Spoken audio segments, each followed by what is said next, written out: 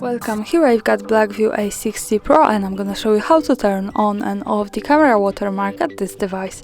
So at first we have to tap on the camera button here to open it, and for now we are in the standard photo mode. From here let's go to the left corner.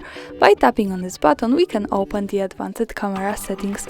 Now let's slide a little bit down, and as you can see here we have the watermark option, so by using this button we can easily turn it on and turn it off like that as we need. For now let me keep this turned on, and let's go back to the camera to take a picture to show you how it looks like.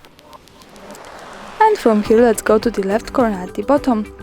When we pick this button we get quick access to the gallery, and this is our picture. As you can see, the device watermark is here in the left corner at the bottom, and this is how it looks like shot on A60 Pro and powered by BLACKVIEW. Of course, when we don't need this, we can easily go back to the camera, then to the settings in the left corner, slide once again, and tap on this button. So for now this is turned off.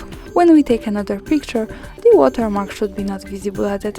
And that's all, thanks for watching, subscribe our channel and leave the thumbs up.